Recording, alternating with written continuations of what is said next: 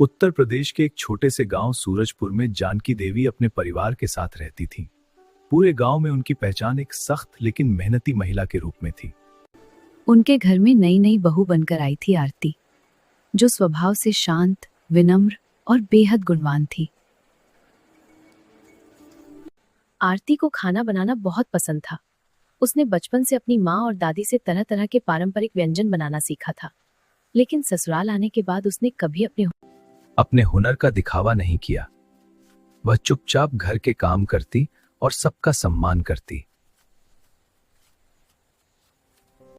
जानकी देवी को लगता था कि नई बहू को अभी बहुत कुछ सीखना बाकी है, इसलिए वे अक्सर रसोई का काम खुद संभालती थीं और आरती को केवल मदद करने देती थीं। एक दिन गांव के प्राचीन मंदिर में वार्षिक भंडारे का आयोजन होना था। पूरे गांव के लिए भोजन तैयार किया जाना था। गांव की महिलाओं ने जानकी देवी से भोजन की व्यवस्था संभालने का आग्रह किया। जानकी देवी ने खुशी खुशी जिम्मेदारी स्वीकार कर ली, लेकिन भंडारे से एक दिन पहले उनकी तबीयत अचानक बिगड़ गई। तेज बुखार के कारण वे बिस्तर से उठ भी नहीं पा रही थी। घर के सभी लोग परेशान हो गए। माँ, आप ठीक तो हो ना? डॉक्टर को बुलाना होगा। तभी आरती ने धीरे से कहा, माँ जी, अगर आप अनुमति दें तो मैं भंडारे का खाना बना सकती हूँ। इतने लोगों का खाना बनाना आसान नहीं होता बहू। मैं पूरी कोशिश करूंगी माँ जी। कोई दूसरा उपाय नहीं था, इसीलिए जानकी देवी ने अनमने मन से हाँ कर दी। अगली सुबह आरती बहुत जल्दी उठ गई। उसने गांव की कुछ महिलाओं को साथ लिया और मंदिर के प्रांगण में खाना बनाना शुरू कर दिया। विशाल कड़ाहों में दाल चढ़ी हुई थी। एक तरफ आलू टमाटर की सब्जी बन रही थी, दूसरी तरफ पूड़ियां तली जा रही थी। सबसे खास था उसका बनाया हुआ सूजी का हलवा, जिसकी खुशबू दूर दूर तक फैल रही थी। दोपहर तक सारा खाना तैयार हो गया। जब लोगों ने भोजन करना शुरू किया तो हर तरफ तारीफों की गूंज सुनाई देने लगी। वाह, क्या स्वाद है! दाल तो बिल्कुल घर जैसी बनी है।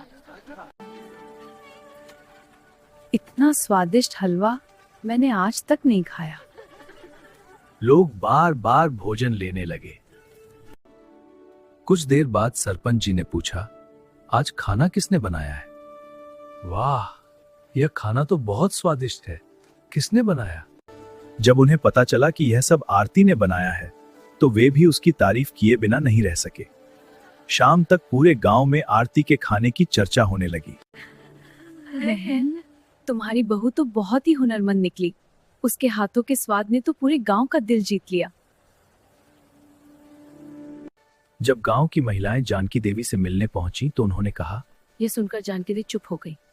उन्हें याद आया कि उन्होंने कभी बहू को अपनी प्रतिभा दिखाने का मौका ही नहीं दिया था। कुछ दिनों बाद गांव में एक और बड़ा कार्यक्रम रखा गया। इस बार लोगों ने खुद आकर आरती से भोजन बनाने का आग्रह किया। आरती ने हमेशा की तरह